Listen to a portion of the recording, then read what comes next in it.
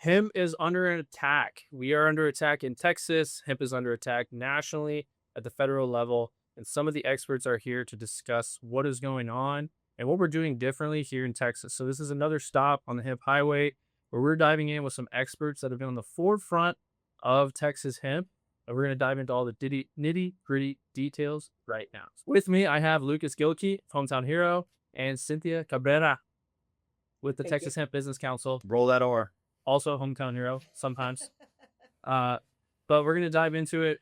We want to talk about a lot of things. We'll get a background on you guys and how this whole chaos started. Because I can remember specific events that really tipped the scales for everyone here and the impact that has had. But give us a background on you and hometown hero first, and then on Cynthia and your experience from vape, hemp, CBD, all that stuff. Sure. Hometown Hero started 11 years ago in Austin, Texas. We started in a house up north in Dry Creek, little place up by Mopac in 2222. And we quickly started evolving into supplying head shops and sort of, at the time, there weren't really a lot of vape shops. It was mostly kind of head shops that were evolving into vape shops over time. And what essentially is now turned into hemp stores within Texas. Those were our customers. So in 2019, when HB 1325 passed and legalized hemp within Texas, all of our customers immediately started asking for hemp products, and we quickly transitioned into that based on the demand.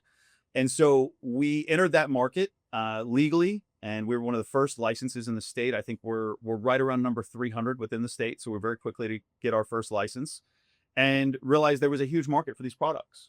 In the beginning, it was interesting. There wasn't really any THC products. Everybody was selling hemp. I remember going to stores and it was, you could buy pre-rolls without THC. And I had a concern of sort of the longevity of the market with people buying products that were essentially no THC, no psychoactive effects. And then that changed later in 2019. We realized the way that the law was written, that we could actually have THC based products from hemp legally in Texas and nationally. And so we were the very first company that I'm aware of in Texas to sell THC based hemp products to consumers. It exploded very quickly. We went from a sort of smallish company to just massive explosion. I mean, like 10x growth very quickly. And it was pretty crazy. And throughout that process, very quickly in sort of 2020, the legislative session that occurred, it was a do or die for us, even in that very first session, because we knew they were coming after us. We had made the front page of the New York Times, and there was already clarity around a lot of the politicians sort of not being happy with what we were doing, even though it was legal. And so we ended up retaining a lobbying firm, and that lobbying firm got us through session unscathed. Wasn't perfect, but nothing changed. And so we were happy enough with that. And that was a big gamble for us. It was a very expensive endeavor. The best odds that I could predict were 50-50 on whether or not we would still be alive after that session, and we happened to make it through. So then come October of 21, and DSHS put a note on their website that essentially outlawed the entire industry, just threw a note on a website. We ended up suing the state over that, and subsequently were granted a temporary injunction. That temporary injunction went on for years until recently. It was a very long court battle, very expensive court battle. And that injunction recently has been issued, and I'm sure we'll talk more about that. But that injunction helped this industry sort of grow and thrive, and held the state at bay for quite a bit in regards to what they actually wanted to do to us, because we were tied up in a court lawsuit. Something that's very important about that you guys took off from that New York Times article. I was in like a CBD startup that was like a family farm growing and processing. And the owner's son came in and said, "Hey, did you see this article? This guy who's apparently from Texas, like doing all these THC products?" And I was like, "No, I read that. I looked at it. I was like, who is this guy?" And then I was like, actually, who cares who this guy is? What are we doing? So that's like, it really set it off. I always say it's like the cereal bite heard around the world, or the article heard around the world that really kicked off the catalyst for everybody else. And then also wanted to make a point that it wasn't easy for us day one, just because we all got in on hemp and it was legal, and it was CBD, and then there was THC, and it was Delta 8. It wasn't just like easy peasy, everything's above board, the government's cool with you, the banks are cool with you. it wasn't that easy. You know, No, there was still a struggle it's been a knockdown, drag out fight from day one. from day one, And first session. yeah, this is nothing new. For people that are new to this industry and have just come in the last year or two, this has been an ongoing battle now. This is our 7th year in this fight. You know, session will be our 8th year going into this fight. So this is a long battle. I mean, we're coming up onto a decade now that we've been sort of, you know, at the front of this fight and trying to protect everybody. And initially it was, I'll be blunt, it was just us. There really wasn't much of an industry. When we sued, it was protect our own company. There was not really a thriving industry. There wasn't much of one at all. There was a few stores that had popped up and some people were doing some stuff, but the industry was minute compared to what it is now. It was nothing even close. And so as we took this fight on, and Cynthia's been working with us now for over a decade. She was working with us in her previous business, and and quickly brought her on because of her legislative experience and just how knowledgeable she is and just how amazing she is. And I was clueless. I was trying to manage all of the legislative and regulatory stuff myself and run the company. And I quickly realized I can't have a life and do this. It was destroying my personal life. It's very time consuming. It's very difficult. It's a lot of managing relationships. I don't know how she does it. And I'm extremely grateful for her to being crazy enough to come work with us. And we stole her from Florida. I called her one day and I said, Cynthia, I can't do this anymore. How much money do I need to pay you to come to Texas? And she's like, laughed at me. She's like, you can't pay me that much. You can't afford me. And I was like, how much? And she told me a number and I was like, get on a effing plane and get your butt out here and let's do this. And she's like, you really want to do this? I'm like, yes. She's like, all right, I'm coming. And enter Cynthia. Because I always refer to you as like the godmother and of everything that we're doing. This here, industry exists because of this woman. because of her. So go through your resume and experience of why people should believe what you say all the time and without question, like I try to convince you. There are a lot of people that owe me cupcakes because I'm usually right. Yeah. You know, I'll bet you when I know I'm right. But no, Lucas is right. We've worked together over 10 years now. And I got a phone call one day. I was in the vape space. I had been running a trade association and I quit. And my claim to fame at that trade association, it was a vape trade association. It was one of the biggest and the best. It was the biggest. It had 1,500 members. And a year after I left, it had 200. So I always get a kick out of that. Because it's just a constant when you're in an industry that's new and novel and, you know, the rules have yet to be written. It's just a 24/7 job all the time. It's just ridiculous. So, you know, Lucas got to free up and have a life. And then I gave up my life. I'll be blunt. I was stalking you. And literally the day she quit, I'm on the phone with her. That is a true fact. I was day. in my car and I got this call and I went back to consulting. I used to do consulting work. I got in my car and I get this phone call from this random number. Yeah. And Lucas is like, you don't know me, but I know you. A great way to start a total stalker opening. He's like, I want to hire you. And I was like, what? Anyway, he's like, I don't know why you left that association. They're idiots, but I want to hire you. And it was, you know, I had like big ticket clients and here was this, you know, at the time we were nobody startup.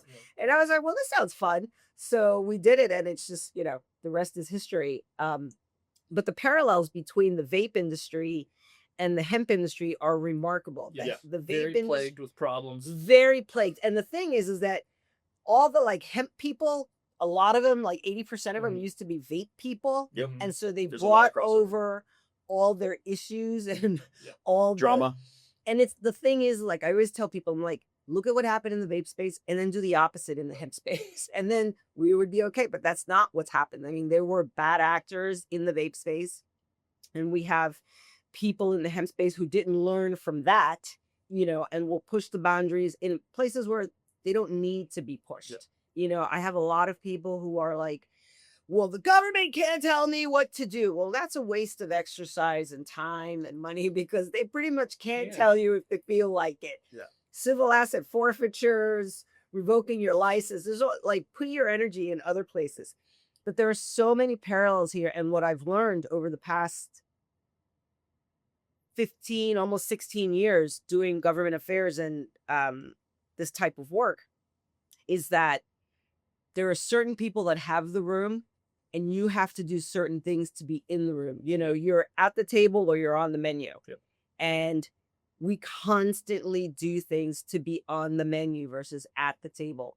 And it's so funny because people will say, oh, well, I was at an event not too long ago, and there were all these legislators there, and it was a really fun event, and whatever. And there were all these Congress people there. And you could just meet them and chat with them and whatever. And afterwards I heard somebody say, yes, I had a substantive, in-depth meeting with, and I'm like, no, you didn't. We were at the bar, and I heard so meeting somebody is not the same thing as a relationship, and government affairs work is relationships. Point, straight. It just doesn't matter what you do. You have to have relationships. Either you're renting them through a lobbyist or you're creating them on your own, but you have to have relationships. And I do want to say, you and I have talked about this before. Activism is not the same thing as lobbying. No, it's not. Completely different things. Absolutely different. And I can even say that because I am more an activist than a lobbyist. Like the things that I can do and Mark and you can do completely different. Yeah. And also different. And they each have value. Different chords we can strike too. Yes, that's right. And we can work together, but we can also work against each other on accident if Correct. they're not careful. I think we've seen that. Yeah. Yeah. Nobody wants the activists, outside the Capitol building with picket signs and doing all that.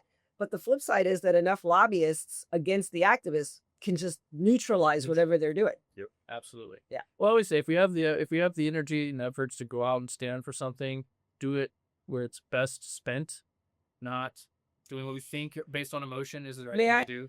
Again, you and I have talked about it, is doing things because it's performative, just to say that you did it. There's no value in that. It makes you feel good, but didn't accomplish anything. It's true, and I can actually make a comparison for a lot of what happens in other industries or other markets. I will say rec and medical across the state is a lot of times they took the first deal where they took, a corrupt program, they dove in head first, and now they're trying to get their way out, and then they go and present themselves in front of government entities, boards, hearings, whatever, and it's like a little chaos. It's like the streets, and I get it. I get angry too. Like I'm probably more street than I am suit, right? But at the same time, it's the way it makes you look, and I always am very appreciative and grateful that we actually. I think this is sort of what speaks to how we've created a culture here in Texas that is like no other. Is we actually do have leadership. We actually do have a trade association. We actually do have lobbyists. We do have people that can tell you what is actually going on, how to say it, what to say, when to say it, how to explain it to your customers, so that we can mitigate a lot of the loose ends and when people just absolutely crash out about things, we should kind of mitigate some of that because we have structure and experience. It goes back to experience too. And to Cynthia's credit, the Texas Hemp Business Council was created sort of at her desire, because the groups that we had in the state, when we first started, were horrible. They would totally backstab us behind the scenes with politicians, and they would just cave and offer up crazy things and essentially harm the industry, trying to harm the industry.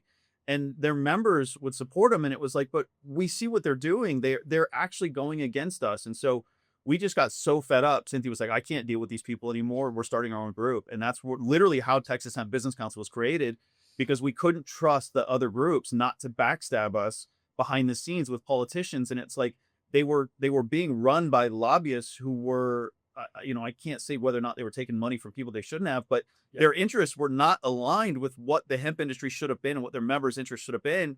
And it was really deceptive and just bad. And so that's where it was created. To be fair, if there had been an association that had our backs and was doing the thing that I needed another association. Like I needed a hole in the head. Yeah. That's a massive workload that she took on to do that. Yeah. All for free.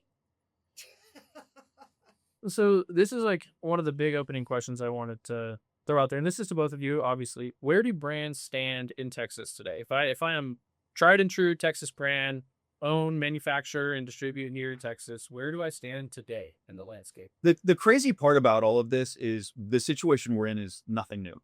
Our company has been in the same position where it's sort of this fearful unknown of the future of what's coming. We know we're in a regulatory fight, legislative fight, and you sort of you have to operate in this unknown space and you have to be comfortable with it. For people that are new to this industry, you may not be aware of this, and this may be terrifying. This is not the candle industry. This is something very, very different. It's not a bake sale. Yeah, It's your not. your livelihood is at stake. We are fighting for our lives every single day, and it's very it can be very it can be very emotional. It can be very tough. It's very stressful. I've been through all kinds of stuff, and so has Cynthia. We've cried together and we've high-fived. Like, it's the nature of what this is, and it's why we love it. It's you have to be willing to fight. If you're in this industry and you aren't a part of the fight, if you aren't contributing, if you aren't showing up to hearings, if you aren't a part of the fight, you shouldn't be in this industry. I'll just be blunt with you. Like, this industry in Texas specifically is not for the weak of heart. Yeah. It will chew you up, it will spit you out, and you will fail if you are not actively a part of the fight. I think it's only shown that to be true over the last few years.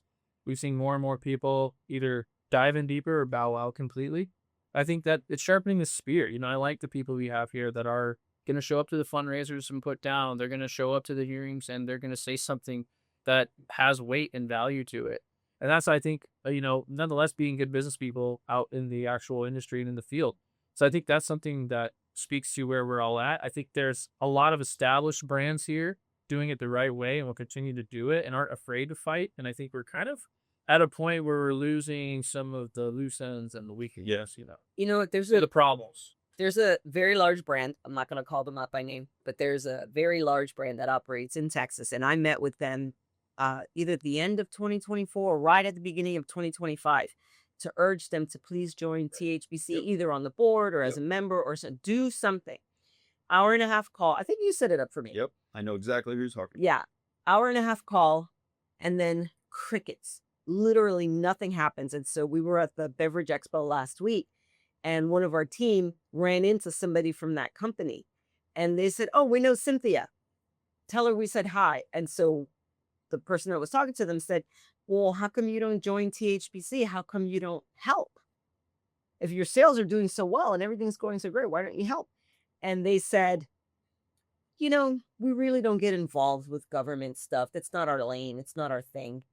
My favorite answer. Yeah, There's multiple, and this is typical of out-of-state companies. The in-state companies are typically very good. They understand what's going on. They understand they need to contribute. They're here to fight for their home. Like, this is our home. This is where we're located.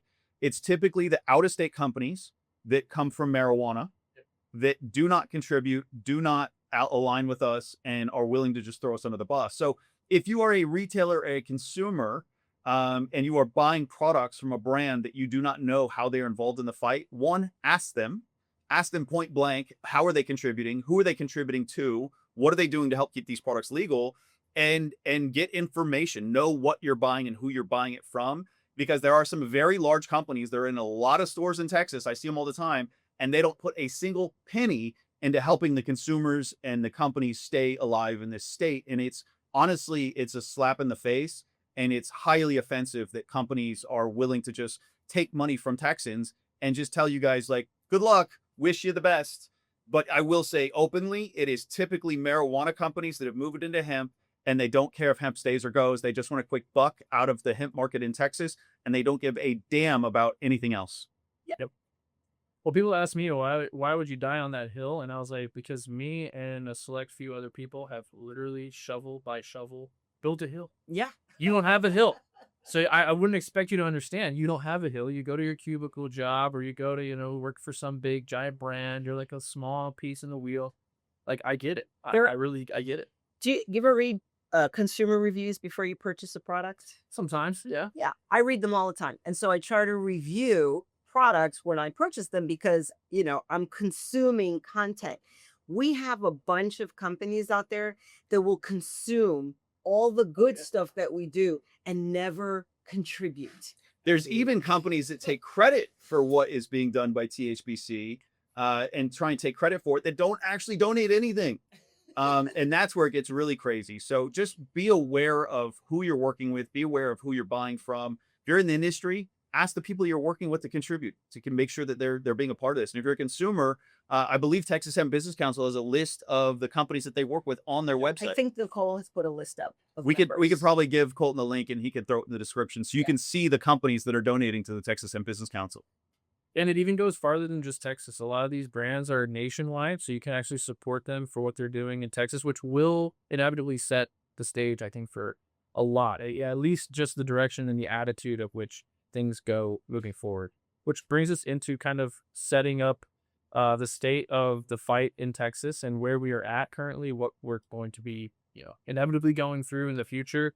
So I did want to kind of open up that conversation, especially with you guys, since all of this is changing rapidly. I don't think people out there understand like how fast this moves, how complex this is, the kind of stuff that they do to us that You I could think get whiplash being in this industry. it's insane. I mean, the roller coaster ride is insane. Yeah, session doesn't start until January. We have our first hearing July 7th. So, Right. Yeah. So we're halfway through 2026. We're already going into these intro wait, hearings. halfway through 2026, have dropped over 300 grand on a lawsuit. Yes.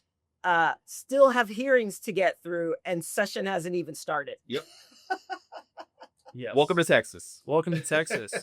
But it continues to prove, I think, like we have something that is worth something. We have something that is valuable, and it goes against the corruption that created some other markets, some other industries. I will say on that note about the federal fight and the Texas fight and people becoming more aware, I think people have to make decisions and they need to become more politically astute. And so, and Lucas and I talk about this all the time. You have to decide what is most important to you. If your business is the thing that you're going to die defending, then you need to remember that Governor Abbott gave us a veto. And by the way, anybody who thinks that we got a veto on the threat of a lawsuit, oh my God, I can't even, but whatever. Governor Abbott, we exist. I ran into a woman the other day who was basically bad-mouthing Abbott and Dan Patrick in the same sense. And I was like, hey. They're two very different I said, people. two very different things. And I've had probably 60 conversations in the hemp space in the past 3 or 4 months with people that are like, well, I can't vote for Abbott because he's putting in data centers. And I'm like, listen, what is your priority? Is it the data center or is it your business? Because if that guy doesn't feel the love and doesn't feel the support, bye-bye. And there's no, this is, people get lost in this. There's no such thing as a perfect politician that's going to line up with every single thing in the world that you want to a T. That person does not exist. So you have to look at politicians on sort of what's the most important thing to you. And I encourage people to be single issue voters. Like, we care about hemp. I don't care if you're Democrat. I don't care if you're Republican. I don't care if you're independent. I don't care what party you are. I don't care about anything other than what is your position on hemp, and are you against us or are you for us? That's it. I'm here to protect the industry. I'm here to protect our company. There's 53,000 families that rely on this industry being here in Texas, and it is the most important thing to my life. And so, I encourage people to be single issue voters. And yes, you may not agree with a lot of their policies. There's no perfect politician. So you've got to pick and choose. Yep. And I encourage people, if you're in this industry, pick the ones that are pro hemp, and look, if they aren't perfect, they aren't perfect. It is what it is. Pick your priority. Yeah, and the actions are there. But so that's another thing. List out the stats that are at stake with this industry and how big it is, how much of an impact it has to the state, because not everyone always knows those numbers off the top of their head. So I know that 53,000 families, but what all is that? Yeah, the most At large. The most recent data we had was 53,000 families. There's 8,000 registered companies, roughly. Including all types of stores. Yes. Yeah. There's a $10.3 billion economic impact. There's $5.5 billion in revenue, $264 million in sales tax. I mean, the numbers are staggering. They're just massively huge. And, it's funny because we're talking about politics and politicians, and people will say things like, well, there's no way they would let an industry so big. No, the only one who recognized that the industry was so big that it would make Texas look bad to be a pro-business state and then shut down tens of billions of dollars was Governor Abbott. Everybody who says to me, oh, we're going to vote out Dan Patrick, I hope that you do. In order to do that, though, you actually have to go vote. So you have to show up and go vote. And tell your neighbor to Yes. go vote and not to vote for Dan Patrick. Correct. You know, So- every year Anybody but Dan. anybody but Dan, he spends a ton of money to just keep getting this job. Yeah. We can handle that. With So this tiny name. from the data that I've seen, Texas is now the largest legal cannabis market in the entire world. The last data I saw for California was their legal market is roughly 5.4. We're now 5.5, which makes us the largest retail cannabis market in the entire world within Texas. That is crazy. And it's something that's worth protecting. It's a huge benefit to this state. I mean, I ran the numbers. I think even at $4 billion, we were producing almost $300 million in tax revenue a year for the state. That doesn't include the license fees. That doesn't include anything else. Just simple retail tax. I mean, we're talking north of $300 million a year for the state. And who are the opponents of this? Who wants more restrictions? Who wants hemp to be banned? Where is all this motivation coming from? Do we know that answer? Yes. So the people that are not in favor of us in Texas are really a couple of prohibitionist politicians, Lieutenant Dan for one. And then we've got Senator Charles Perry, who's like an acolyte of Lieutenant Dan's. And, you know, it's interesting because there are a lot of parallels between what happens in Texas and what happens at the federal level. So we've got Mitch McConnell, who, and actually he and Lieutenant Dan kind of resemble each other, but I don't know that that's good or not. But Old and decrepit?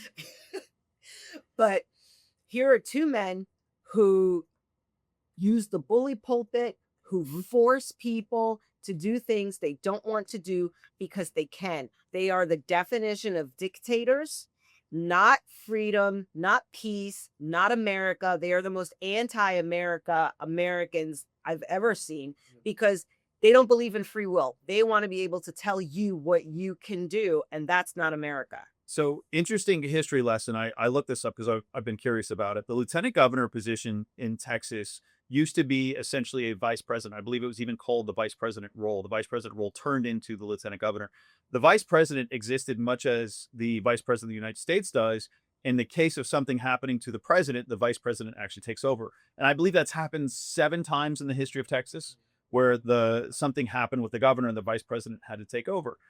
He has really inflated and like misconstrued this role into having this crazy power, and people don't understand sort of how this works. It's really fascinating.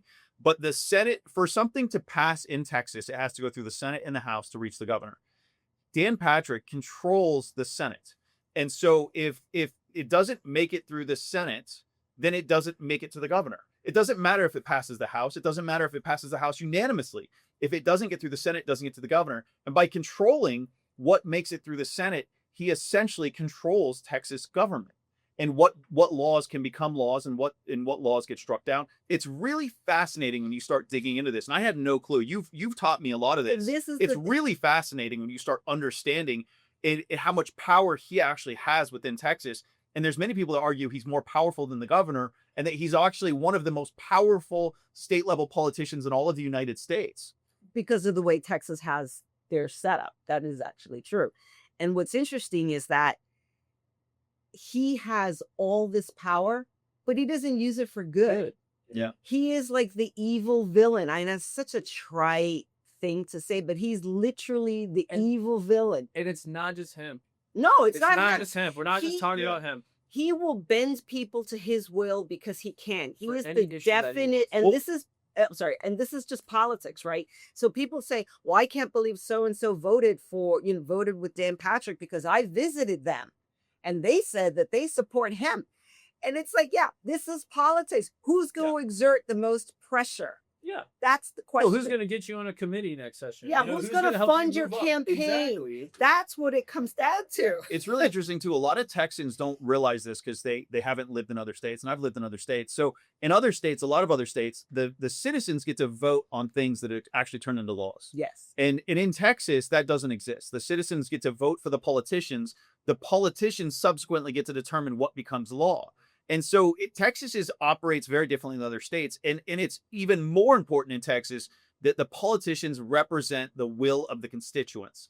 And there's a lot of politicians, especially within the Senate, particularly, that completely ignore what the constituents want. You know, we have poll data on cannabis and on hemp and all these different things, and yet the citizens are completely ignored.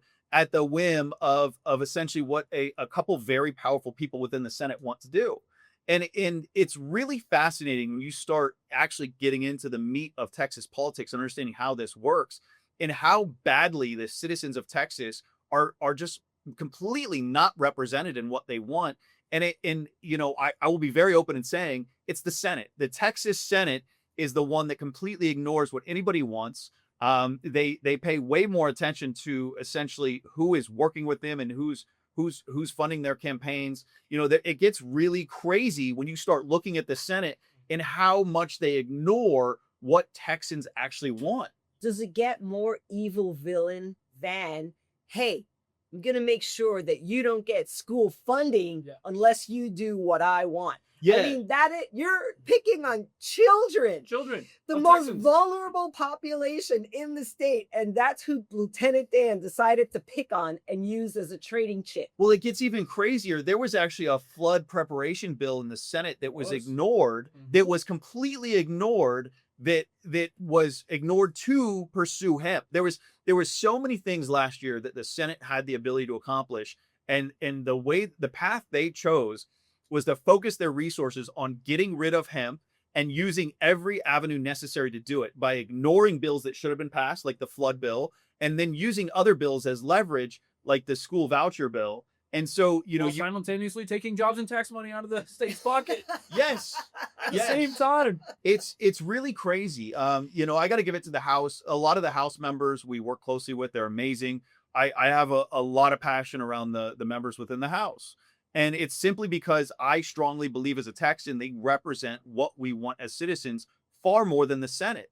And, when we interact with the Senate, they literally will get up and leave the hearings. They don't want to be there. You can tell. Yes. You can tell they don't want We you have there. a hearing July 7th, which Senator Perry is meant to be at. And I guarantee you that guy will get up and walk out whenever he's confronted with the people he likes the least. The last Senate hearing I had with him, they kicked out the upper deck. It was they paused the hearing, kicked half the room out, and then just acted like, somebody clapped, so we decided just to clear it. And I'm like, are you kidding me? Exercising power for the sake of exercising power. And it's like, it just makes you look mean and petty. 100%. And which you can watch that video on the High Times documentary of all the drama that unfolded. I think it encapsulates that very well. So we know we have political enemies. That's everybody hates the government. Even if you're not in this industry, everybody typically hates the government and what they do to us. But what about the marijuana and cannabis people? Because we have opposition there. Allow me to stop you. There are no cannabis people. We're all cannabis people. Let me walk that back. What about We're taking that word I'm back. sorry, We're taking that word back. The marijuana people love to use the word cannabis. Cannabis is hemp and marijuana. That's right, baby. What do the federally illegal marijuana people think? Much better. Much better. Their opposition too. They want us gone. They are also a force that's working against us, I think, but also dipping their toes in to get some money when they so choose. I think the veil's lifting. They see that the rescheduling is not descheduling. There's an oh shit moment of, oh my God, I think I have to register more with more government agencies. And all this stuff is starting to unfold. So I think they're kind of realizing the writing on the wall, which is only going to make them, I think, more desperate, more scrappy, more erratic and emotional. But I think Texas as a national model is also hemp as a national model is, I think, gaining some speed final. So what do you say about the federally illegal marijuana people that are also against us? Well, a lot of them suck. There's that. The comments are going to go crazy. They're going crazy. Direct them all to Colton. I'm happy. I say that because whenever I have a conversation with a marijuana person, it will end up in some emotional whatever and not a logical argument. I am beyond bring me the logic. Like, tell me why this is a good plan. Yeah, they tend to default. We have all these rules and you don't have rules. That's not okay. It's not fair. You should be made illegal. But to your point earlier, they opted into it. In fact, they pushed for it. And to Lucas's point, not today, but many, many other times, the activists from the 60s and the 70s, they are gone. This is all corporate marijuana that wants a limited market. Anybody who's pushing for rescheduling, for Schedule 3 versus descheduling, is because they want to maintain some kind of monopoly and they want to have limited licenses. And that's the threat from hemp. Hemp is freedom, Yep. whereas marijuana is slavery, right? Absolutely. Because you are tied into this vertical system. You are It's just already paying corrupt. tens of millions of dollars. If you a don't year. have venture It's capital, you already can't do it. corrupt. Yeah. And it's like, and so the people that have those things, they want to keep everybody else out. And I say it all the time, marijuana hates women, hates minorities, hates small business, hates entrepreneurs, Absolutely. because all of those people can thrive in the hemp industry. I talked to a guy from, well, I'm not going to say because then everybody's going to hate on him. And he wasn't terrible. He was just desperately misinformed. But Most are. yes, he was like, that hemp loophole. So I walked him through how My it wasn't favorite a loophole. conversation. My I go favorite. through the language and he's like, well, I mean, the thing is, cannabis. I'm like, marijuana people. He's like, fine. Marijuana people, they have to pay so much money. I'm like, they're choosing. How was that a brag? That you're choosing to do that. You chose to go into a crappy system with no plan for how you were going to fix it later. And he said to me, well, it's really unfair that that you can go into what is it? He said, he was in Miami. He said, you can go into a bodega and you can have a clerk sell you a bag of gummies and they give you no information. The consumer's supposed to just read the package and figure it out. They don't tell them anything. And I said, let me ask you something. I said, who do you think has more accountability? The doctor with 12 years of medical school who's just writing recommendations without any information on the endocannabinoid None, system? by the way. None. Or the guy who's making $14 an hour working as a clerk. Who should have more accountability? I think the guy with the 12 years of medical training should be held to a higher account than that guy. It's laughable to think that an experience at a recreational marijuana dispensary with a bartender is more in depth of an experience than a bodega clerk. I'm just letting you know. I've been all around the U.S. Been to a lot of dispensaries, even the best. What's it usually like? Thanks, man. Have a good day. Let me see your ID. Thanks, man. Have a good day. You're not getting Yeah. a folio? No, he didn't show me the with COA. You didn't get the brochure? No, The didn't bring a Q&A? doctor. No, they didn't Well, show a you the lot, of, video? a lot of states now, like Arizona, changed where now there's no more jars. You can't even smell and touch the flower. What? Like Oh, no, you no. can't even. I think Oklahoma's in the process of doing the same thing. You Because- can't touch and smell the flower. It's all prepackaged now and sealed, and you just have to pick it out based on quality packaging. of the flower is so bad. They don't want you to be Says able the to farmer. They don't want you to be able to see it because if you saw it and smelled it, you wouldn't buy it.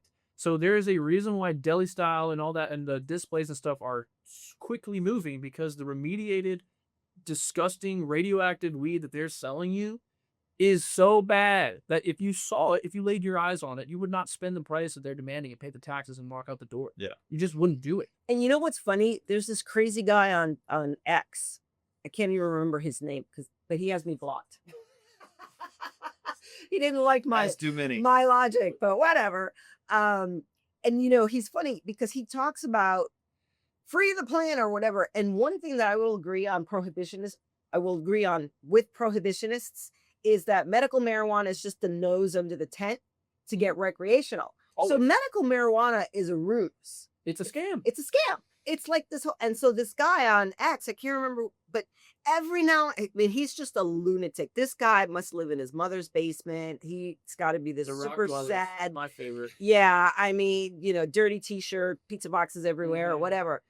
But this guy, every now and then he gets close to being accurate. So on the one hand, he'll complain about all the crappy marijuana that's out there and all the pesticides and the mold and the this and the that. And then he'll say, and that's what the hemp people are selling. And I'm like, bro, why don't you ever call out the marijuana companies that are shipping all their stuff out the back door because they can't make any money in their marijuana states? And it's incredible how people can't connect the dots. Well, it's beautiful. Like the loophole conversation, coming back to that, connecting the dots. People challenge me with that. Oh, the hemp loophole is a problem.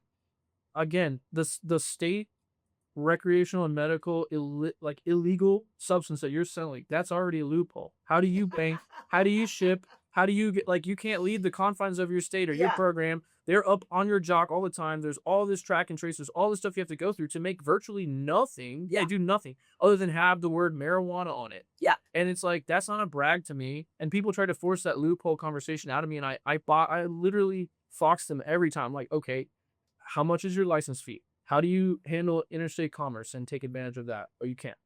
Okay, how do you bank? You know, like, oh, you got a cash machine. Oh, you act as an ATM. That's illegal. Yeah. So you're breaking all these laws, and it's federally illegal to boot. But my thing that the banks have no problem with, that I ship all over the country, like that I paid $155 to $255 to be able to do, grow a giant business, a giant brand. I didn't have to do half of the bullshit legwork or the drama or the red And you don't tape have that to guys said. lie. Don't have to lie. Don't have to do workarounds. So I don't see how I'm the loophole. And obviously, as we keep going, it keeps like developing towards what I'm saying. I think some of the marijuana people are really like, as things develop and they're like, okay, this rescheduling is going to be it. This is going to be it. This is going to be it. It's not it. The bar keeps Actually, moving. the bar keeps moving and the rules keep changing. And you see that it's like, oh my gosh, like we're never actually going to get descheduling or federal legalization until everybody whose hands need to be in there and have the limited licenses taken up is set to play. I had a moment of schadenfreude, which is, by the way, when you experience happiness at someone's misfortune. I had a moment of that after Section 781 passed, and all these marijuana brands were like, wait, what? We're not going to be able to keep making our drinks are in danger. What? And I'm like, yeah, that's what happens when you don't know how your supply chain works. That's what happens. You went out and you advocated against us, the very people that you're getting your products from, your inputs from, advocated against them. And you're like, wait, we need to save our crappy drinks. Oh my God. Schadenfreude. Unbelievable. And we're going to get to that supply chain conversation too, because that's another one of those things that is just, it proves why I think sometimes the industry gets put in the situations that it does, is people just take whatever. They just take the first thing, or they refuse. Like I always said, you know, some people, if you threw them a white life preserver while they were drowning, they would want an orange one and they wouldn't take it. That's what it comes down to. Sometimes is the equivalent. So, you know, the interstate commerce thing, the federal legality, the way that, you know, Hometown Hero, other brands out of Texas or other states that have taken advantage of the hemp industry, not the loophole, but the actual industry, I think have seen a lot of success, which leads me to believe that Texas and the hemp model could be something that could go nationally. And people that say we need to free the plant's free. Yeah. The plant's free, Been depending free. on how you call it, what you call it, how you test it, and where you get your inputs and stuff. So the plant is free, and nobody's taking advantage of that. Oh, it's a loophole. No, it's the law. How could it be a loophole if it's written down for me? They have no vision. They have no vision. They lack strategy. If it's not right here in this little box, they don't know how to maneuver. They have what is it? When you have the hostages and they have the syndrome. What is it? Oh, Hostage. Stockholm syndrome. Stockholm syndrome. Yeah, they don't know how to operate without their hostage takers. So Fun fact, I think one of the women married one of the hostage takers. Really? Yeah, I think so. that's why. That's creepy. So, like, what are we doing right here in Texas that's causing so much success? You know, because we can have these opinions about other people, their market, what they're doing on their business. But what is our data showing here in Texas that makes us feel so passionate and staunch about this model? What do you think those factors are? Well, I will say I'm a transplant. Obviously, I came here from Florida. You only got here as fast as you could. We respect that. We claim her. Both of you. Yeah, you got here you as know, fast as you could. Texas honorably claims Cynthia at this point. You're one of us. One of our lobbyists, when I moved here, he said, okay, you're going to have to go through the induction ceremony to become a Texan. And he like built up, and I was like, you know, Ron, I'm a little concerned now. And he's like, it's just barbecue and beer. I'm like, oh, okay. Yeah. Yeah. Good thing. Yeah. Lots and lots of Things barbecue. we do very well. But I am a transplant. And one thing that I will say is that, I mean, like, Texas is the truth and it's a lie. Yeah. It's both things. Like, I moved here and I was like, come and take it. You know, I was so excited because turns out Texas is the 5th most regulated state in the country. This state is drowning under regulation and overcharging people and all kinds of stuff. However, there, and you have it. You have it. I mean, you already had it. You have it because you're a Texan. There is this strain that, and I have it because I was just born to fight people. There is this strain that runs through Texans where they're like, no, you're not going to do me wrong. Yep. I don't like AFO. Yes. Yeah. It's And it's very the common Texan. taken thing. Very Texan. And it is, and it's so funny because I was telling Lucas, this is like last year sometime, I was talking to some guy and he was like, you know, he said, you talk like, you know, Hometown Hero is always going to be there for you. And they're going to like, Lucas is going to come save, and I'm like, they're all going to come save me. And I told Lucas about it. He's like, oh, we're all coming to save you. Bro, we see that in the farm community. roll all the deep. time. Somebody's like, should I keep growing like this? Should I keep expanding? I was like, yes. Yeah. We all are. Yeah. And if they come for you, they're going to come for all of us. Yep. Keep Exactly. pressing and keep pressing. And this is what I love about Texas is that people are like, nah, I don't think so. And you and Liz and other people, this is the only state where people tell you what generation Texan they are. What, like, you go to New York and nobody says, I'm an 8th generation New Yorker. Nobody says that. Nobody cares. Here, it's a point of pride. It's amazing. Because it was hard to get here. It's hard to establish this place. If you look back on Texas history, there's been a lot of sacrifice from those generations of people that we come from. That's why we hold it so dear. And that's what I said about, you know, why will you die on that hill? And it's like, because I built it. We all put in, we sacrificed our lives, our blood, our sanity to get this here. And so we're not just going to kick over and die. This was take one ass whooping. We're not just going to give it up. Like, It's not over. yeah, this is going to be a nasty fight. The history of Texas, if you live in Texas, I cannot recommend enough. Go to the Bullock Museum in Austin and go through the history of Texas with the come and take it flag and the cannon and the whole thing. It's amazing. More than But the Alamo. It is. It's a more big than the deal. Alamo It's amazing. The Bullock Museum, in my opinion, is one of the greatest museum displays I've ever seen in my life, and it's the history of Texas. But Texas, I mean, it was a bunch of ragtag badasses that fought off Mexico. They fought off the U.S. Spain. I mean, Texas, they it's wild. Like, and I didn't realize this. So when like Dan Patrick does his press conferences, any of the hearings and stuff, they have the 6 flags in the background. Right. There's 6 different countries that have owned Texas at one point. Absolutely. There's a French flag up there. There's a Mexico flag up there. There's a Spanish Spanish flag up there. I didn't realize what all those flags are until we had to recreate them all for the video that we did of Dan Patrick's press conference. But when we did that video, I was like, why are all these country flags here? This doesn't make sense. We had to go look up the history of it. Turns out Texas has been owned by a lot of different countries. I'll just say a 6th generation Texan like me would have known that was all the flags. It's also around the Rotunda area as well, all the different flags Just and FYI. countries. Just FYI, in case you guys are ever around. I mean, I thought they were just trying to be cool and be like, yeah, we're good with these countries, Well, you know?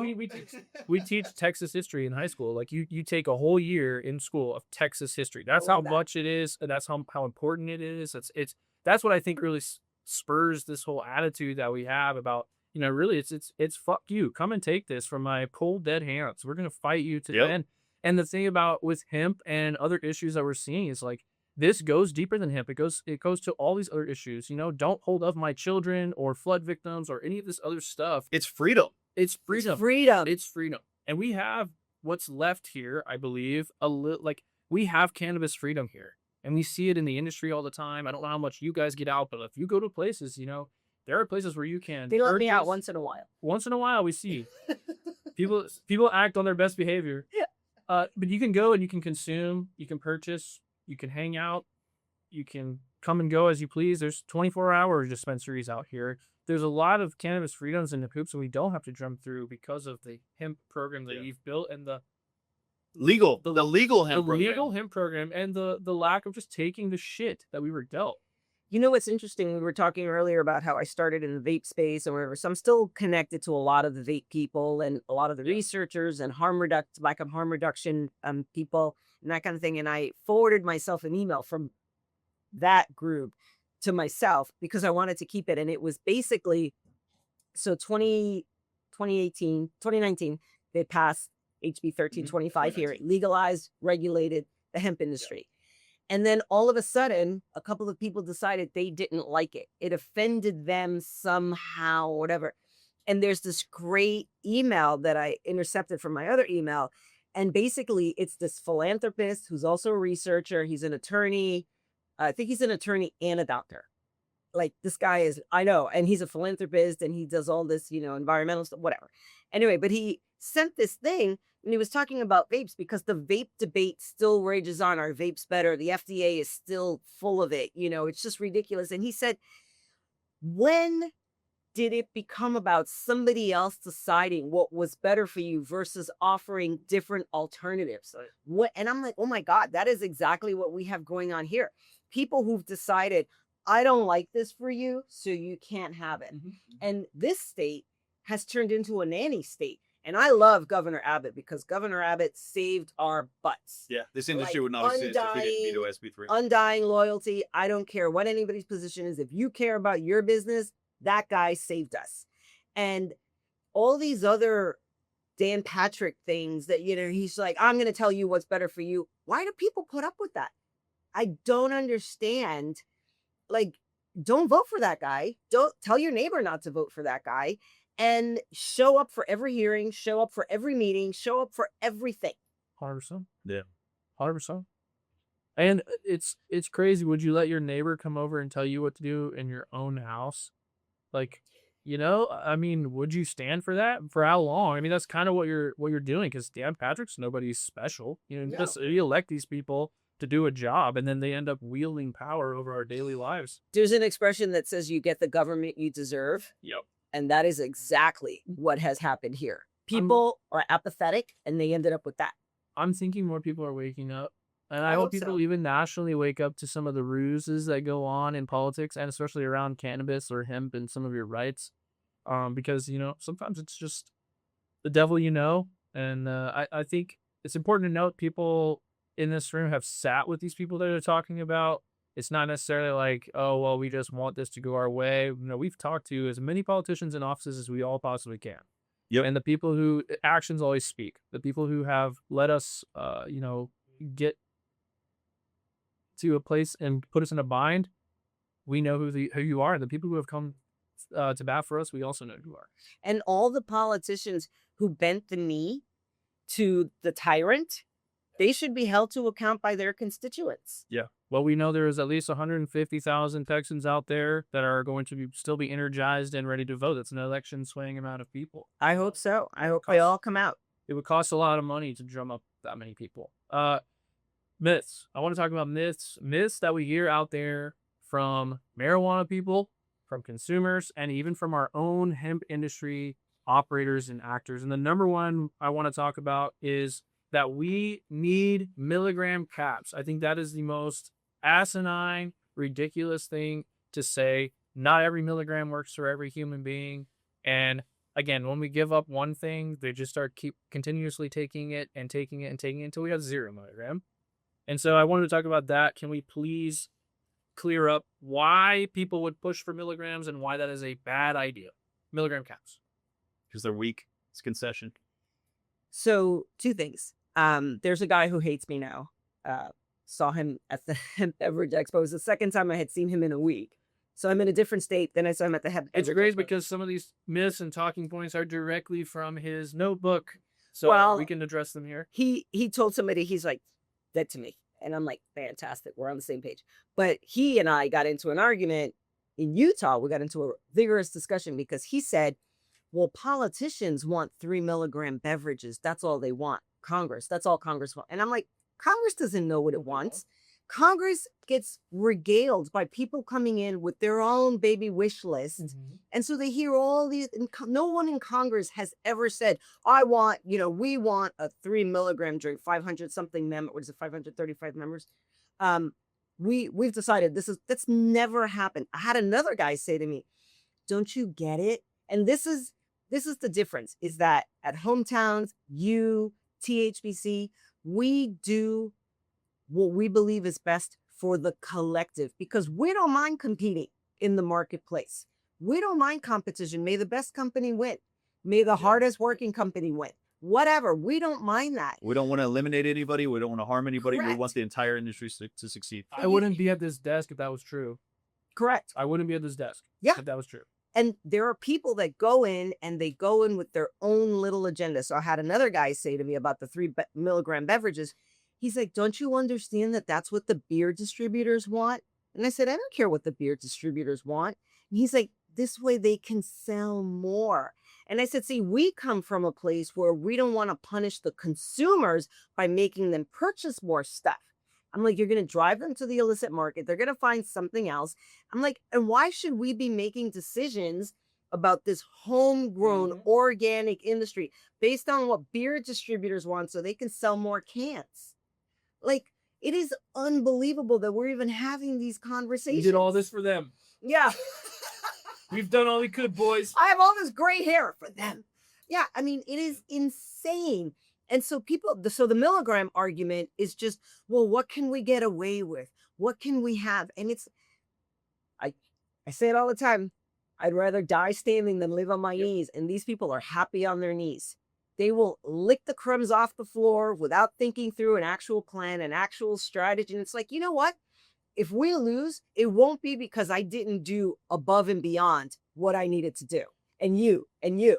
We even have industry groups. Like I just got an email from Haifa. I'm going to call them out on this one. I just got an email from Haifa saying that they really like the way that Minnesota did the hemp laws, and everybody should look to that. They put a 5 milligram cap. They wiped out 90% of the industry, destroyed it. That's not a model to look at. Yeah. And we shouldn't be putting these places on a pedestal that are just destroying the market and making sort of these sacrifices. Like that's not okay. And yet it's consistently done throughout the industry of like, oh, well, look, they got a cap and now they're okay. That's not true. That's just the start of sort of a million, death by a million paper cuts. And so, it's just the start of it. And it's just, it drives me crazy to see people cave. Like we've been told numerous times now, for the last 7 years, we've been told, oh, you guys should do a tax and cave and do this and do that and all these different things. No, we've proven you don't have to do that. You can maintain a solid industry and you don't have to cave at every whim to make this work. And there's no scientific group that milligram caps do No, anything to there's protect nothing. anybody. It's just limitation for limitation's sake. I met a legislator last year and I had a chat with him and he said, so you're saying people should just be self-medicating? And I'm like, if you decide to take 2 or 3 aspirins, you're self-medicating. People do it every day and they survive and they thrive. And this idea that people are too stupid to make their own medical and personal decisions is insanity. And so the milligram cap argument has literally no basis in reality because the market has proven that nobody wants a 3 milligram anything. Market has spoken for the past 8 years. If I go to a bar or restaurant and they got a 3 milligram drink for $10 to $12, I'm just gonna go outside and smoke weed, bro. Like we've tried for years. We've tried for years to sell a 2 milligram product. It is by far and away our lowest selling product, to the point where, I mean, the only reason we don't discontinue it is because there are states where that's the only product you can buy. And everybody will talk about it. I'm sure it'll come up at that hearing in a couple of weeks. But everybody likes to talk about how expensive the cost of medical care is for Americans and this and that.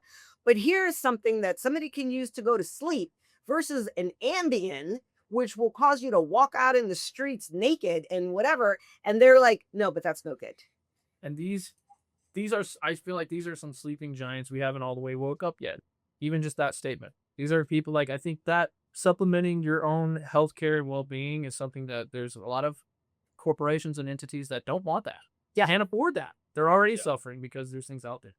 So yeah, the milligram caps is one of the myths that I think needs to be addressed. The idea of milligram caps tends to be self-serving. Absolutely. Yeah, there's always an agenda behind it. Absolutely. And just last thing, Yeah. marijuana people push for milligram caps because they opted into programs that had milligram caps. So why should we have milligram caps if you don't have milligram caps? So it's like the crabs pulling the other crab back down. There are people coming from Colorado to buy hemp products in Texas because of the milligram caps that exist in Colorado. 100%.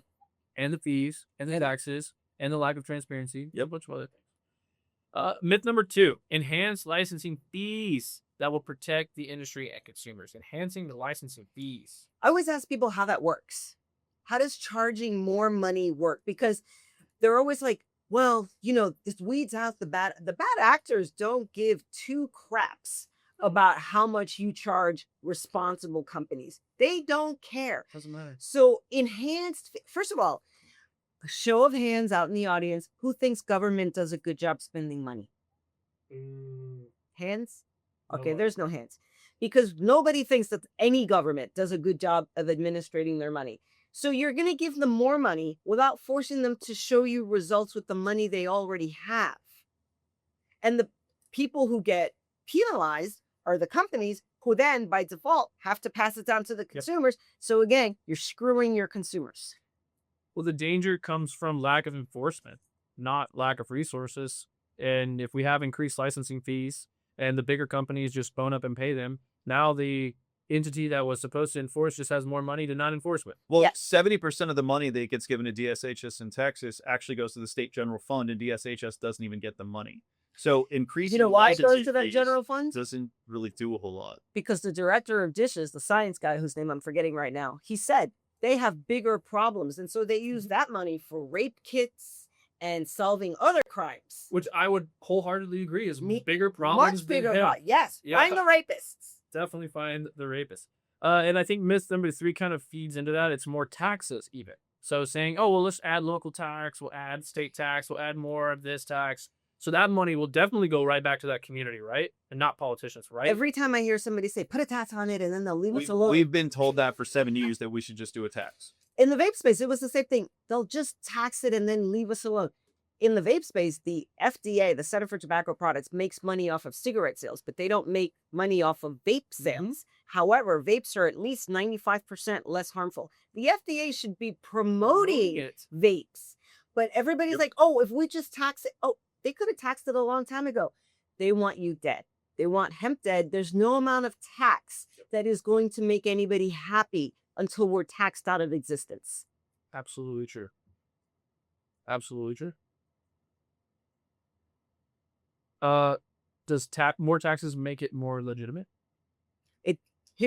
So whenever we talk about policy, and we talk about stuff all the time, because, you know, we operate in multiple states and we have federal lobbyists and all that other stuff.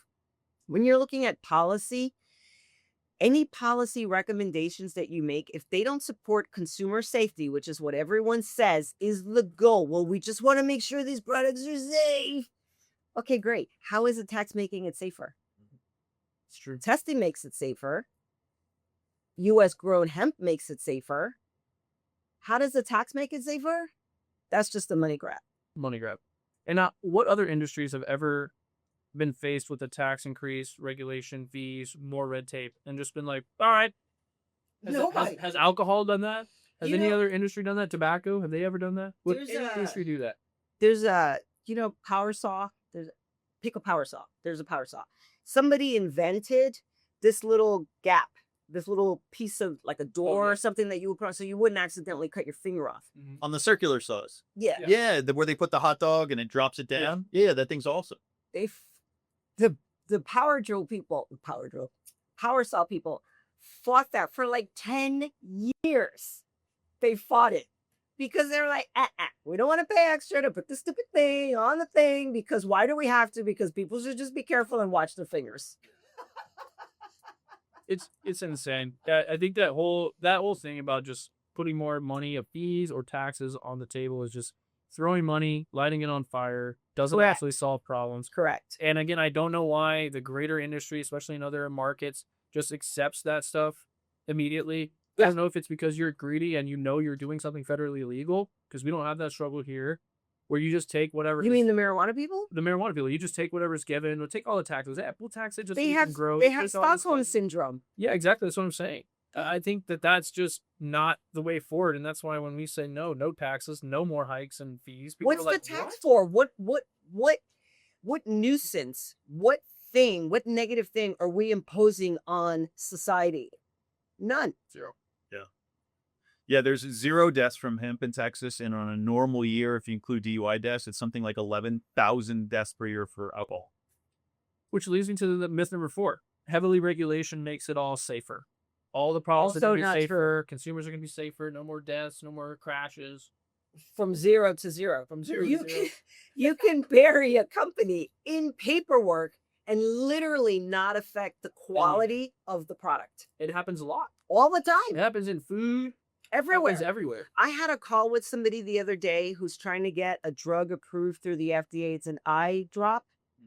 And he was talking about how the tens of millions they've spent trying to get this drop approved They've gone through all the, so, there's phase 1, phase 2, all that other stuff. The latest thing that the FDA came back to them with was, well, can you prove your glass jar won't leach? Oh. Into the solution. When you talk, correct, which it's glass. So they've proven it with the plastic that it won't leach. And then they decided they wanted to use glass. And they're like, oh, well, yeah. So when you deal with bureaucrat, and there's a hemp proposal going around that was written by a former bureaucrat, and it is loaded. You can tell you know what a bureaucrat is? It's a government employee who doesn't get elected, and they just collect that government pay, and it doesn't affect them one way or the other, whether they're affected or not. That's a bureaucrat. There's a hemp proposal going around that makes everything so much worse. And it's like, and when they showed it to me, I was like, who did a bureaucrat write this? And they were like, well, they're not a bureaucrat anymore. And I'm like, no, but it's still ingrained into them because they've never run a business. They don't know how to be strategic. They have no vision because they've always lived in this little box where they don't have to think. And I'm not saying they're bad people. I'm saying they should not be the ones that are writing the regulations because they don't understand how business works. And I think people that are uninformed making the rules and regulations is why a lot of things have gotten to the state. Correct. They're in. I want to add in a myth number 5 that if this industry is outlawed, it just goes away. Right. And I think that's very important to address. And we've talked about this quite a bit in our testimony and all of our different talks. But if this industry is outlawed, all that is going to happen is that we're handing a multi-billion-dollar market to the cartels. Cartels who are not going to test the products, who don't give a damn what is in them, who will probably add things to them to make them more harmful and make them more psychoactive. And none of these products will be legal, regulated, reviewed. Like everything that this industry does to make sure these products are safe and not harming people goes completely out the window. And we're now supporting the people who don't have the best interest of the citizens of the state at heart. And it's really concerning to me when this industry is talked of as like, once they, potentially make it illegal, then it just goes away. That is so ignorant and so stupid. I don't even know where to begin with that. And I just wanted to make sure we talked about that because that one drives me crazy. Absolutely. There's a lot of stupid out there. There is a lot. We are neck deep in stupid sometimes, it seems. Another myth that I wanted to dispel, number 6 at this point, is the we can just save one SKU. Hemp beverages, they're the famous people they jump out. Hey, we're just gonna have hemp beverages at this milligram. That's all that's gonna be allowed. That's all the Congress wants. And that's the hemp beverage companies. These are a lot of companies that have been in this industry for probably on average about a year. Yeah. Have kind of come in very late in this and decided that they're gonna make an entire enterprise on beverages that are not very profitable, and then at some point they're going to sell out. Are going to sell out to Pepsi or Coca-Cola. The crazy nonsense that we hear from the beverage people is insanity. I pointed out to somebody the other day because they said the whole thing that they were holding out for a sale, and they're like, "Well, they think all our think they're product going to sell is really good," and and I'm like, it's cheaper for Anheuser-Busch to make their own drink than pay you $200 million for your crappy brand. Oh my God, the IP conversation. Oh my God. It's like, did these people just enter the world? It's unbelievable. The other thing is there's a guy named Michael Adair, who is my new favorite person. This guy gave me shout out to Michael. He's actually a very, very good advocate for hemp, a great person, and he's a huge part of the beverages industry. And well, he's a farmer. And he pointed out to me, he was like, and by extension, it goes to the rest of the industry when we talk about low milligram, right? Low milligrams. He pointed out that with the existing industry, and because the beverage people walk around saying stuff like, oh, our D9 is natural. No, it isn't. It's converted like everybody else's. And he pointed out that if all these brands were making, he said, pretend that every brand was using mother liquor or natural D9. He said it would still only take about 2,200 liters to supply the current market, which is about 2,000 acres. That's one farm. That's one farmer. That's it. You are wiping out. So everybody who's biomass, that's light work. Yes. And so everybody who's out there supporting beverage only carve outs, you hate farmers because you're going to put them out of business. Yeah. So, the point is, and then it extends to the rest of the supply chain, which is you want to push 2 milligram gummies again. you're reducing the inputs that are needed to make the product. So you're putting farmers out of business. You hate farmers. Yeah, you're taking other SKUs from retailers, they're out of business. You don't have labs that need to test or process anymore. You don't have co-packers or packaging companies that are involved anymore making money, paying their employees, keeping people alive. There's a fallout behind the curtain. Just because your drink comes down that assembly line with juice in it doesn't mean that there wasn't a whole string of things that had to happen first. And if the industry or certain SKUs get banned, those things are effectively gone. Nobody's gonna just do 2,000 acres of hemp for the one fucking hemp company making a beverage. I mean, it's not an industry at that point. Within the industry, the beverage companies have been sort of the most adversarial. They will typically go behind the backs of us with the politicians and try and cut deals and try and do weird things and try and do beverage carve-outs. Beverage carve-out is essentially where the beverage companies, the hemp THC beverage companies, are trying to get rid of the rest of the industry to supposedly save themselves. And it's becoming very frequent, very common. And it is a pain in the ass to deal with because we'll get pretty far in negotiations and setting things up and getting things to where we want it for the entire industry. And then you'll have beverage people come and say, oh, no, we just need to get rid of everybody else and just keep beverages at a, 2 milligram beverage cap or 4 milligram or whatever. And the industry's totally fine. And that's what we need. And I talked to somebody who runs a beverage association last week, and he said, we're not advocating for beverage only. And I'm like, your members are advocating for beverage only. So you might have this stated policy. And I said, the difference is, this is why we're better people. Like, we're better than you, because we go in and we go, hey, we need to save as many delivery formats as possible. You guys go in there and go, we just need to save this one, just this one. So the nuance is, he said, well, we're not bad mouthing gummies or flour. And I'm like, but you're not supporting them either. Yeah. And we go in and we're like, no, we're better people than they are, because we go in and we go, hey, we need to save everything. Not necessarily including beverages, because the country, the people who consume these products deserve the option of picking what delivery format they want. Beverages only make up about 5% of the entire hemp industry. And that's what a lot of people don't realize. It's a very, very small portion of what this industry is. And a beverage carve-out eliminates 95% of this industry, 95% of the jobs, 99% of the farmers, because they need way less than everything else. So, I mean, it's very disingenuous what some of these companies are doing.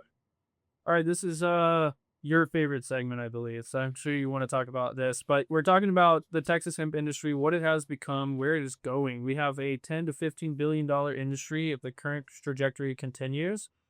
We have thousands of jobs, which are cultivators, processors, retailers, marketers, lab techs, logistics, compliance, everything. We have vertically integrated Texas economy and operators here that are doing everything from seed to shelf. Rural economic development. I went out and toured farms on this exact tour, and every single one of them was in a rural community. I did not go to any farms that were in a metropolitan area or in a city. So there's a lot at stake here. So I want to talk about where we are now and how we've gotten here. That kind of is a theme through this whole episode, I'm sure. But really to just tie a bow on it, and obviously I'll let you hit your talking points here that you've scribbled down. His copious notes. Yeah, I did some math. I did some math. So this is super interesting. I love doing this math because it really gives you an idea of sort of what Texas is capable of. So if I love comparing cannabis to alcohol. There's a reason the alcohol industry hates us so much, because they typically lose sales to cannabis. And also alcohol is a good sort of litmus test for what cannabis's potential is. So if you look at the top 5 states for alcohol, you've got California, number 1, Texas, Florida, New York, and Pennsylvania. And those are all battleground states for us. Mm-hmm. Really contentious battleground states, by the way. And it's not just the alcohol industry, it's also the marijuana industry as well. But let's take California as a perfect example, right? California, number 1 alcohol consumption in the U.S., 97 million gallons of ethanol consumed. Texas is 58 million. Florida, 57 million. Florida is right behind Texas at number 3. Now, this is alcohol. Now, the total California cannabis market is 14.4 billion. This is estimated. It's not perfect. 5.4 on the legal side, 9 billion on the illicit side. The illicit side is almost twice the size of the legal side. Sales? Yeah, mm-hmm. Retail. That's now obviously these numbers are assumed, but from the people that I've spoken with, I believe these are fairly accurate. Absolutely. Now, if we run some quick math, right? California is essentially a 14.4 billion market. The Texas, I would argue that the alcohol consumption in the states mirrors their cannabis consumption as well. And if you take what essentially portion of Texas's alcohol market it is compared to California, you end up at 60%. Yep. So the Texas alcohol market is 60% of what the California alcohol market is. Now, if you take that 14.4 billion number of total cannabis sales within California and you multiply it by 60%, you end up at 8.6 billion, which isn't far off of the numbers that you had.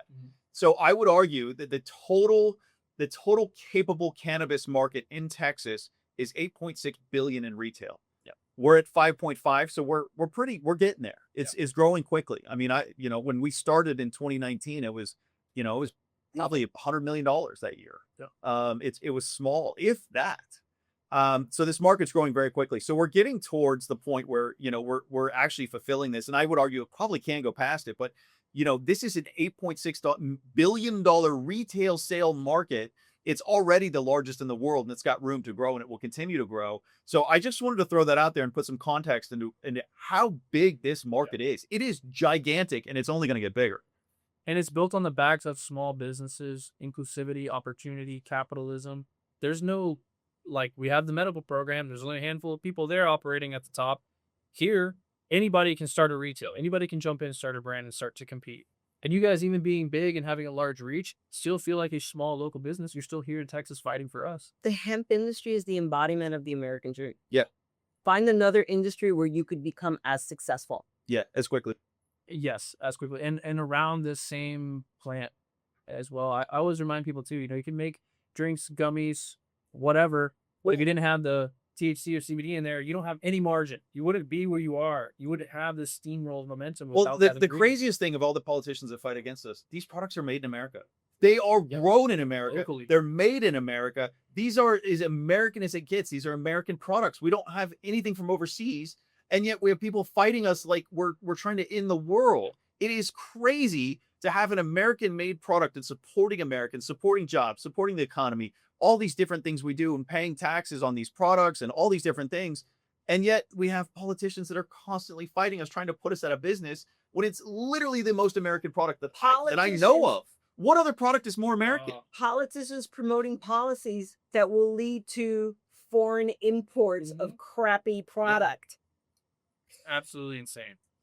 So let's talk about Texas as a blueprint for federal legalization, federal cannabis, whatever you want to put on it, to get this to move forward based off of what we've done here. So proving that hemp can be viable, legal, transparent, tested, safe. I think we've done a lot of those here. What is the way forward now? So where we take it and run with it into this next session, what do you think are going to be our biggest obstacles, and where do you think we can get really easy wins with the people out there? I think the biggest obstacle when we go into session in Texas will be what the biggest obstacle was last year, which was we had a bunch of Texas cowboys who were like, I'm going in with zero plan, zero anything, and making deals that didn't need to be made. And if we don't, the biggest threat to the industry in Texas is lack of unity. Yeah. And it cracks me. I stay off the WhatsApp chats because Same. my mental health can't take it. But I have other stuff to do. But every now and then somebody will say you need to go in and respond to something and, whatever. And so I'll look. And it's really shocking to me the number of people who, when you say, oh, here's the plan, we should do this, they have a but and if, and it's this knee jerk. They have no basis for it. They just want to argue. They just want to do their thing. It's like we were talking about people being performative and doing stuff. Yeah. Why are you doing it? There's a time for activism. There's a time for lobbying. There's a time to go to the Capitol. There's a time to do things. Cynthia and I don't have an ego around what we do. We're simply trying to do the best we can for the industry. We're trying to keep as many people alive as we can, keep as many people in jobs as we can. And that's all we care about. I don't give a damn if anybody likes us or not. I just don't care. We're doing the best we can for everybody, and that's all we care about at the end of the day. And if you have a better idea, great. But just because it's an idea doesn't make it a better idea. And people hate to hear. So I will say that a lot of people talk about, hey, we need to do a march. We need to do a protest. There's no point in doing a protest when nobody's in session. There's that. And The- also, the money you'd spend on weed when you're there, the gas you'd spend, and like all this stuff, lunch for the day while you're out because you're tired, maybe a drink or two yeah, at the do bar you have the afterward. pull to get a Why don't- bunch of yeah. media there? Why And don't if we you're, just give that $150 to the lobbying effort? yeah, and if you're, You know, yeah, I mean, unless you're gonna have 100,000 people show up, don't bother. And like and I understand that there's a human instinct to do something. And we're always grateful when somebody jumps in and does something, you know, saves your life or whatever, or you save somebody else's life. That's a human instinct to do something. But we have to be thoughtful and rational. And my concern in Texas next year is that we're going to have the same thing that happened at the federal, which is a bunch of people, it's mostly men, bunch of people that all want to be the savior. They're all going to be the guy. They're all going to be the man. And it's like, no, policy work, like, you know, people spend years studying policy work. They spend years doing policy work. You can't all go in and everybody's got a different ask and a different this and a different that and expect that you're going to come out with, you're going to have an outcome that generally makes people happy. I was talking to somebody yesterday about this federal thing. And he said, well, a lot of people are going to be butthurt by the proposal we put forward. And I'm like, then what'd you put it forward for? Put it forward. He said, we need to get this settled now. And it's just people wanting to take credit, people wanting to say, and the number of people who take credit for things they never did. I mean, I don't give a shit. I don't care. Like, whatever, bro, because it's mostly men. Whatever. But it's such a waste of time. Do you want to win or you want to be famous? Which is it? You know, I think it comes from two, especially with the men thing. I see this. I'm not knocking men. No, I love men. there- I love men. There is what do you get? Sometimes I question that. When you're at the negotiation table and you have nothing, you have to be performative. You have to want to get to a deal quickly to get off that negotiating table and trying to get the best thing you can because you know you have nothing. I know I feel this way. I'm sure you guys do. I don't feel like we have nothing. Right. I like Yeah. for 5-10 years, I haven't ever looked at a deal and said, I think we need to take that or else we're screwed. Yeah. Because we just from the jobs, from the taxes. I mean, Exactly. this is a big deal now. This is no longer small potato. I also think people don't think about it as like, oh my gosh, like this is a deal, but it's going to screw over hometown, which is like holding up a huge portion of industry and commerce. Oh, it's going to screw up this brand or this retailer in this aspect. So that's holding up a lot. So we're all interconnected. So when you take that first deal and you're at the negotiation table and you have nothing, you know, you're going to take something that's probably not the best offer Well, because you had nothing. negotiating is an art. I mean, it's B School yeah. 101. Like, negotiating is an art. Learning to not give stuff up. Give up stuff you don't care about. Like, the timing matters. All these things. And people that are like, oh, we just need to solve this and we'll go in and we'll give everything up. And then, no, that's not how it works. And I know that there's a lot of people in Texas who were not happy with me last year because I was like, knock it off. Please stop doing what you're doing. Blah, blah, blah, blah. But the thing is, I'll put my credentials up against anybody's any day. Yeah. Like, I will tell you why your plan is flawed and why this plan is better. Well, I mean, at the end of the day, it comes down to, you know, you've got a history of a huge track record of winning, right? We've gotten here because of all the stuff that you've done. And there are people that, for whatever reason, think that their idea is better or they want to do it this way, which, you know, whatever. But at the end of the day, you know, I always work with Cynthia and always bet on Cynthia because she wins. She's effective at what she does. She has the great relationships to get it done. Her strategy is phenomenal and it works. Like, we're here because of what she has done. So I've learned just not to argue with her, and whatever she wants to do, just do that. It's on tape, right? We got that. It's recorded for perpetuity. We'll play it in the loop. Thank in the you. lobby. The biggest threat is going to be people that come in next year and they want to be the guy. Right. And I'm saying the guy. That's And a these are general typically term. people that have been in the industry for like 12 months. Yeah. Which is crazy. And the thing is, to your point, Texas is one of the few, like, Texas is the beacon, right? We've lost so many states. Like, just whatever's been going on out there, it's not gone well. Mhm. And those same people who didn't win over there are going to be like, I'm going to say Texas. Please don't. Please don't. Shut up and get out the way. That's what I said in MJ BizCon. I'm like, shut up and get out the way, especially if you're scared or if you just want to be the hero because you don't understand what's actually been happening. And like, I can honestly say this and take a moment of gratitude too before we wrap up. But like, you guys definitely are who you say you are. THBC is who they say they are. They do the things they say they're going to do. And the only reason I'm able to vouch for you guys is because that's true. If there was a breakdown, I would tell everyone, nope, there's a breakdown. They switched up on this. And I would encourage you to. And absolutely. If we aren't serving the industry, call us out. That's how you get a trade association that's this powerful and this good and this strategic and successful. And like I've always said, you guys don't sell flower, but you're here for flower. That's what farmers all the time want to hear about it. Have an opinion. I don't think they're going to help us with flower. I always remind them, nobody wants you guys to sell flower more than us. And the farmers, nobody should want y'all to sell flower more than us. Like these big brands moving on. I want to sell flower. Yes. I want to sell flower, and I'll address it publicly. The only reason we don't sell flower is because it makes us a target and it puts all the farmers at risk. The second we start selling flower, it's going to become a much bigger issue and it puts everybody else at risk. We don't do it to protect you guys, which doesn't mean we don't fight for it. And I want to address something else because there's times where people are like, oh, they aren't doing anything. She works harder than anybody I've ever met in my entire life. And there are times when we're quiet and it's strategic. Yes. When we're quiet, it means something is happening and we don't want to talk about it because we can't talk about everything we do publicly. You never want to show too much of your hand to the people that are fighting against us because it just makes their job easier.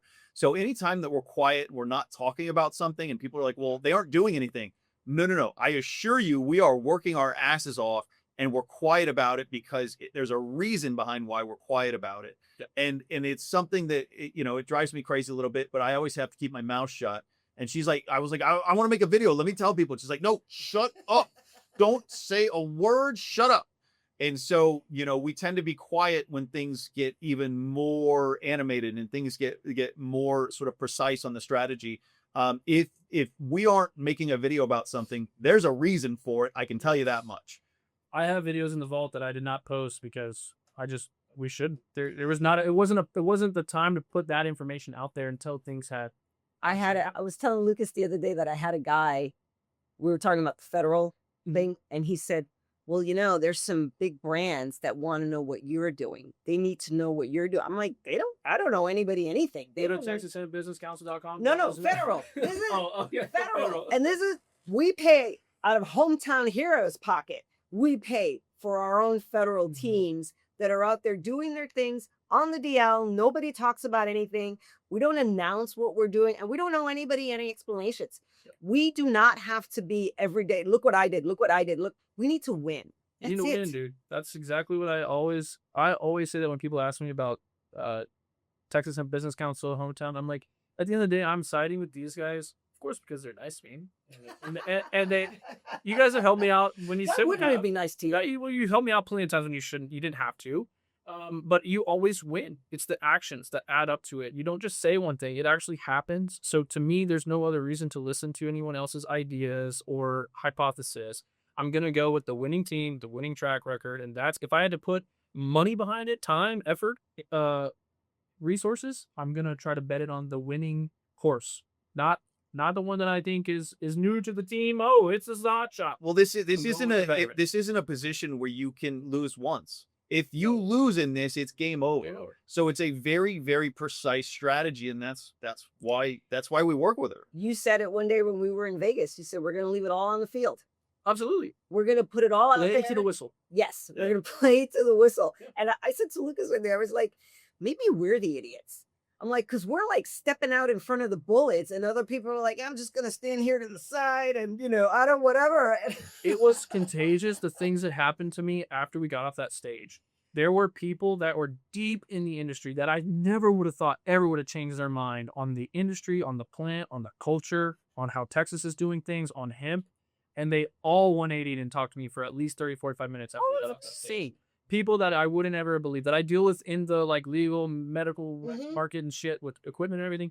They were changing their tune on after hearing from us and seeing us in the flesh. And I think that standing in front of the bullet, being resolute in what you believe in, not taking shit is not common. No. So I think when people see that, they're like, damn, all right, I'm not going to take the bullets, but I'm going to help prop you guys up, I guess, support. Let's remember that the first day of the legislative session last year started with the beer distros editing a video that we had done to make me look like I was saying something bad about kids. That happened the first day. Nope. I don't know who takes more bullets than we do. No, Yeah. I absolutely see it. I will say this too with the ego thing. Hometown and THBC both have put me in a position to be on the forefront of this and get a lot of credibility, press, attention to myself, my brand, my show, the platform. I didn't ever ask for that. I didn't ever beg Cynthia or Lucas and call them and say, "Hey, put me on this press conference. Get me in front of these people. Invite me to this lunch. How do we do this?" I didn't ever ask for that. They tapped me and I stood up when they asked because I knew that if I didn't, who else is going to, number one, but also if this is my time and this is the role I should play, I need to step up and do it. It was never to be the hero or to be an ego or any of that stuff. And I hope more people can understand that when they see all of us, but also when you have that, oh, let me just do something. Let me just come in and be the hero. Come work with us. Yeah. Come join in on the Avengers team and don't just be some rogue hero There's out more there. strength in numbers. I mean, to Absolutely. your credit, we're constantly building our winning team, and Absolutely. we strongly believe you have what it takes to help move the bar and continue this process, and that's why we want you involved. You do an amazing job, and you represent the farmers the best that I've seen. And quick note for everybody out there: if you are in the industry and you aren't showing up to committee hearings, that needs to change. Yes. We had one committee hearing last session in the House. We had 1,000 people show up. It was the most amazing thing I've ever seen, and it changed the course of history in this state for hemp. That needs to start happening again. After that, it really dropped off. There's this sort of fallacy in this industry of when people feel comfortable, they aren't showing up to the hearings, they aren't being active politically and working with THBC. We are always under threat. This never changes. It's constant. We have our first hearing coming up on July 7th. We should have 1,000 people there. There's no reason the entire industry shouldn't be flooding this hearing in the Senate. The Senate is going to disparage us. They're going to have these expert witnesses to talk trash about us. It's going to be a miserable experience. It does not matter. We still have to show up and we still have to have a presence, or it makes what they're doing easier. They need to listen to us and they need to understand. They are going to refuse to. We have to show up anyways. Numbers in force. That's how we get things done in this industry with the hearings. It is extremely important. If you're not showing up to hearings, get your ass there. I don't care if you have to shut down your work, call in sick. I don't care. If you're in the industry, there is no excuse not to be at committee hearings. 100%. You do everything like you do anything. You always That's go, right.